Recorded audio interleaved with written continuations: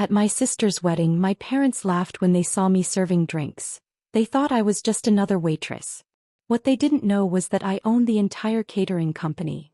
Before we dive in, I'd love to know, where are you watching from? Drop it in the comments. I'm always curious to see how far these stories reach. Now let's get into it. I'm Lena, 28, from a small town in Oregon.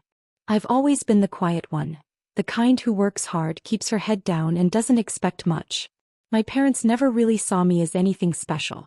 Growing up, everything revolved around my younger sister, Mara. She was the golden one, prettier, louder, the kind who could say the same joke I did and somehow get applause for it. My parents adored her and I was the afterthought. When Dad lost his job during my high school years, I started working part-time at a diner to help with bills. I remember coming home with my uniform smelling like fries and grease, and Mom wrinkling her nose saying, "You'll never meet anyone decent working like that." Mara would laugh, flipping her perfect hair. I learned early on that no matter what I did, I'd always be the help in their eyes. Years passed. I paid for my own schooling, worked double shifts, and built a life without their support. I hadn't spoken to them much in years. Not since the day I found out they used my college savings to throw Mara a grand engagement party. Still, I thought I'd buried all of that pain somewhere deep inside. That illusion shattered the morning I walked into the country club ballroom, clipboard in hand, ready to oversee the catering for a massive wedding. The flowers were extravagant, the music soft and elegant. I checked the client list and froze. Bride, Mara Collins. Groom, Trent Harrington. My breath caught. Of all the weddings in Oregon, it had to be hers. I wanted to walk out, but something inside me refused. I'd worked too hard to run from ghosts. Hours later, when the guests began arriving, I saw them. My parents, laughing, glowing, completely at ease.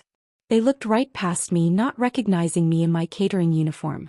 And as I stood there holding a tray of champagne, a strange mix of pain and pride burned in my chest. They had no idea who I'd become. When I think back to my teenage years, everything feels like a movie I was never meant to star in. Just the background character who keeps the story moving. Mara was always the favorite, the one who could do no wrong. If she stayed out late, it was because she's young and having fun. If I did, it was disrespectful. Even teachers would compare us, calling her charming while labeling me responsible, which in my family only meant boring. When Dad lost his job, the house changed overnight. The laughter disappeared, replaced by tension and whispered arguments. I wanted to help, so I got a job at a local diner, working evenings after school. I'd come home exhausted, hands smelling like oil and disinfectant, but proud that I was doing something. My pride didn't last long. Mom wrinkled her nose and said I reeked of grease. Dad laughed, calling me the family fry cook. Their words stung more than they knew. Meanwhile, Mara kept her manicured hands spotless. When college applications came, mine were stacked with essays and part-time work experience, hers with letters of recommendation and parental praise. They paid every cent of her tuition, new laptop, dorm decor, even a monthly allowance. I asked quietly about my own college savings. Mom said, there wasn't much left. Dad avoided my eyes. That was the first time I realized I was on my own. I didn't ask again. I worked my way through community college, balancing trays and textbooks, trying to ignore the resentment building inside me. Years later, by accident, I discovered the truth. A forgotten folder in Dad's old office held invoices, flowers, catering, a venue deposit, all for Mara's engagement party. The total matched my college fund down to the dollar. I sat there staring at those papers, hands shaking, the air thick and heavy. Every late night, every sacrifice I made to help them, it had all been traded for her spotlight. No confrontation, no shouting.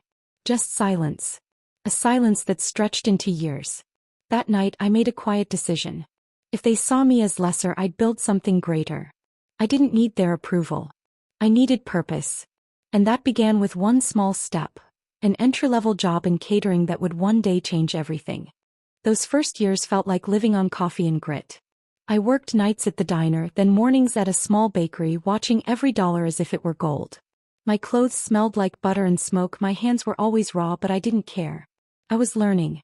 Every kitchen taught me something: how to move fast, how to stay calm when things went wrong, how to make people smile with food even when life felt empty. It was during one of those endless shifts that I met Don Avery. He was a retired chef who'd owned a little French restaurant years ago. He'd come in every Tuesday, always sitting at the counter, always ordering black coffee and a slice of pie. One night, after the rush, he told me I had a natural instinct for hospitality. I laughed, thinking he was just being kind. Instead, he offered me an opportunity to help him restart a small catering service he'd once dreamed of. He said he'd handle the cooking lessons if I handled the hustle. I said yes without hesitation. The next few years were a blur of long days and even longer nights. Don taught me everything about managing clients, costs, and chaos. Together we built Avery and Finch Catering, named after the small bird that used to perch outside his window during our meetings. It started small, birthday parties, corporate luncheons, but word spread fast. We earned a reputation for reliability and heart. When Don decided to retire for good, he called me into his office, handed me a folder, and said, "It's yours now. You've earned it." I'll never forget that moment. Buying his share felt like crossing a line I'd been chasing for years. I rebranded the business under my name, Finch Catering, and poured everything into it. Even as we grew, I never stopped working beside my team. I served tables, carried trays, and scrubbed pans when needed. It reminded me of where I came from, of how hard every step had been.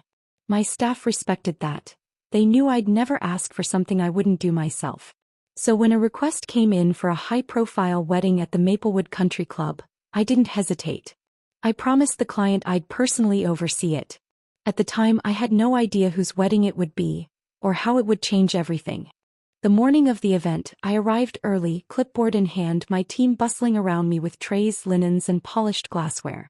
The venue was breathtaking: arched ceilings, crystal chandeliers, flowers spilling from every corner. It had that unmistakable touch of money, the kind that buys perfection down to the last ribbon. I'd done dozens of high-end weddings before, but something about this one felt different. The scale, the detail, it screamed exclusivity. I moved to the check-in table, scanning the final schedule, confirming timing with the florist, and reviewing the guest list to ensure everything aligned. My eyes trailed down the page and then I froze. Bride, Maura Collins. Groom, Trent Harrington. My chest tightened. For a second I thought it had to be a coincidence, maybe another Maura. But the handwriting on the notes section stopped me cold. Bride prefers white roses, just like her mother June. The clipboard trembled slightly in my hands. My throat felt dry. After all these years of silence, after being erased from every family photo and holiday call, I was standing in the middle of my sister's wedding, and no one had said a word to me. Not a text. Not an invitation. Nothing. Just my company unknowingly catering the event. One of my senior servers noticed my face and asked softly, "Lena, you okay? You want me to take over this one?" I took a long breath, forcing a steady voice. "No. We're staying. The show goes on." My team nodded, unaware of the storm brewing inside me. I wasn't going to run. Not again. The hours ticked by as we set the tables and arranged the food displays. Every polished surface reflected a version of me I barely recognized. Composed, professional, detached. Inside I was crumbling. When the guests began to arrive, laughter filled the room, echoing off marble walls. I busied myself by adjusting table placements, pretending I didn't hear the sound of familiarity in the distance. And then I saw them, my parents. June and Carl Collins, perfectly dressed, glowing with pride, greeting guests as they walked in. My mother's voice carried across the room, cheerful and proud. "We're the parents of the bride," she announced, beaming. I stood just a few feet away, invisible in black catering attire, holding a tray that suddenly felt heavier than ever. Cocktail hour was in full swing. Laughter spilled across the garden terrace, the kind that sounds effortless when champagne is flowing. I moved through the crowd, refilling glasses and giving quiet cues to my staff, trying to stay invisible. I'd done this 1,000 times before, but my chest tightened with every passing moment. It was only a matter of time before someone noticed. And then it happened. I turned with a tray of sparkling wine and there they were, my parents. For a moment neither of them spoke. My father's smile faltered and my mother's eyes narrowed in disbelief. "Lena," she finally said, her tone sharp as glass. "What on earth are you doing here?" I forced a polite, professional smile. "Working, Mrs. Collins." The title came out colder than I intended. Dad chuckled, that same laugh he used when mocking me years ago. "Still slinging drinks, huh, Lena? Guess some things never change." Before I could respond, Mara appeared, radiant in her lace gown. She gasped dramatically when she saw me, covering her mouth with manicured fingers. "Oh my God, you're serving? Here." Her laughter spilled out, bright and cruel. Wow, talk about full circle. A few guests nearby turned their heads. Their smiles wavered as they caught pieces of the exchange.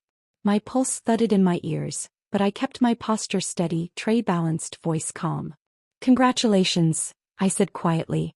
Mara's smirk didn't fade. "You could have told us you needed work, Lena. I'm sure we could have found you something simpler." Mom leaned closer, her perfume suffocatingly sweet. "Guess some of us were just born to serve," she said, her voice low but loud enough for others to hear. Her words sliced deeper than any knife. There was a long, awkward silence. A few guests looked away, pretending not to have heard. My hands trembled slightly as I steadied the tray. I wanted to disappear, but I refused to give them that satisfaction. And then out of nowhere, a calm voice broke the tension. "Everything all right here?" I turned to see Dean Mercer, my business partner, approaching in a neatly pressed manager's jacket, playing his role perfectly. He smiled politely at my family, then met my eyes, a silent understanding passing between us. Dean stepped forward with an easy smile, every movement deliberate, professional. "Good evening," he greeted, offering his hand to my mother first. "I hope everything has been to your satisfaction so far." His calm tone carried a quiet authority, one that immediately shifted the energy around us. Mara straightened, adjusting her veil, trying to regain her composure as a few guests lingered, curious. Dad cleared his throat. "And you are?" "Dean Mercer," he replied smoothly. "Event manager for Finch Events." He turned to me with a practiced nod. "Madam President, we're ready for the dessert course whenever you'd like to begin." The words landed like a thunderclap. For a heartbeat, everything went still. Glasses paused midair, conversations halted. My mother blinked, unsure if she'd heard correctly. "President," she repeated, almost choking on the word. Dean's tone didn't waver. "Yes. President of Finch Events, the company hosting this evening's celebration." He glanced toward the dessert table, completely unbothered by the growing attention. "Your daughter has built quite an impressive operation." Whispers spread across the terrace like a slow-moving wave. A bridesmaid turned, wide-eyed. One of Trent's relatives murmured, "She owns this place?" A waiter hesitated near the edge of the crowd, caught between duty and disbelief. Mara's mouth opened, then closed again. Her expression flickered between shock and panic. "Wait," she said finally, forcing a shaky laugh. "You mean you're saying, this is your company?" I met her eyes, calm and steady. "Yes." Mom's lips parted, but no sound came. Dad tried to recover, smiling awkwardly at a guest who was clearly enjoying the spectacle. The air had shifted. Suddenly I wasn't invisible anymore. Mara gave a short, nervous laugh, the kind meant to smooth things over. "You could have told us, Lena," she said, voice trembling. "We would have been proud." I looked at her, my tone soft but firm. "You never asked." For a moment no one moved. Then Dean cleared his throat and gestured toward the main hall. "If you'll excuse us, dessert will be served shortly." The murmurs followed him as we walked away, leaving Mara and my parents standing under the soft glow of string lights, faces pale, pride cracked wide open. Dad's hand clamped around my wrist, his voice low and sharp. "Lena, a word." They pulled me behind the floral arch, smiles plastered on for the guests. Mom's tone dripped venom. "How dare you show off like that? You're embarrassing us. This is Mara's wedding, not your stage." I looked between them, calm, steady. "Embarrassing you? You mean like when you used my college fund to pay for Mara's private school? Or when you told everyone I dropped out because I was lazy?" Mom flinched. Dad's jaw tightened. "You're trying to ruin your sister's big day," he hissed. "I'm not ruining anything," I said softly. "I'm just working. Like I've always done." Mara appeared red-faced. "Oh please. You could have refused this job. You just wanted attention. You've been jealous since we were kids." Dean stepped forward from across the room, trying to ease the tension. "Maybe we should all calm down." But I wasn't done. "Jealous? Of what? Being treated like a burden while you got everything handed to you?" Silence fell. Even the music seemed to pause. I straightened my apron, breathing steady. I'm done apologizing for surviving. I turned, walked back toward the kitchen. The other servers stepped aside as I passed, eyes meeting mine. Quiet respect, no words needed. I lifted my chin head high and went back to work. Trent caught the tail end of the argument. He stood frozen near the doorway, the champagne glass trembling in his hand. When our eyes met, he looked away quickly, but later as I stepped out back to catch a breath, he found me. Lena. He started, voice low, careful. I overheard. I didn't know. I swear I had no idea what they'd done to you. I nodded, not trusting myself to speak. The night air felt cooler out here, quieter. I've worked with Finch Catering before, he continued. Always admired their consistency, the professionalism, the care. Never thought I'd meet the person behind it at my own wedding. His smile was faint, almost regretful. Guess that's you. It's just work, I murmured, eyes on the ground. He shook his head. No, it's more than that. You built something real. That's rare. Something in his tone, gentle, genuine, caught me off guard. For once, someone wasn't pitying me. But before I could respond, a sharp voice sliced through the quiet. Trent. Mara stood in the doorway, her face twisted with fury. Her eyes darted between us, suspicion burning. Trent stepped back instantly. Just talking, he said too quickly. I didn't wait to explain. I turned toward the parking lot, away from the noise, away from all of them. The cold air hit my face as I exhaled slowly, letting the tension drain. The music and laughter muffled behind me, fading into distance. For the first time that night I felt something close to peace. Fragile but mine.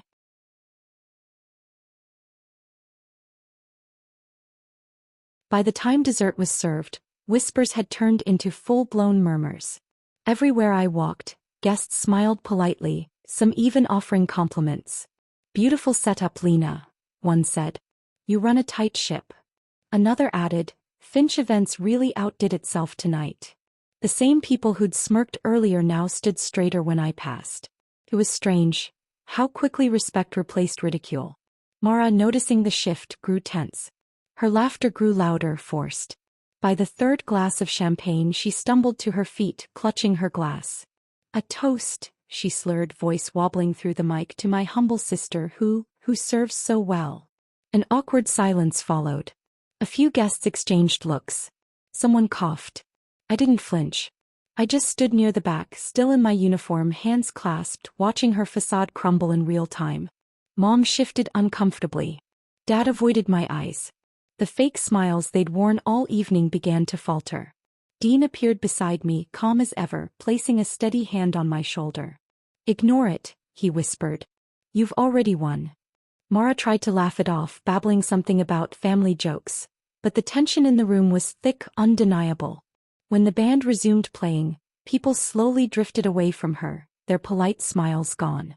The picture-perfect bride looked suddenly small under the chandelier light. Makeup smudged, pride fractured.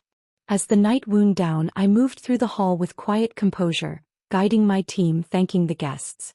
And as I glanced back one last time, I saw Mara staring at me, the envy in her eyes clear, the cracks in her perfection finally showing. Do you think I did the right thing by walking away from them and choosing peace over pain? Tell me what you think in the comments, and if you enjoy stories like mine, subscribe and hit the notification bell.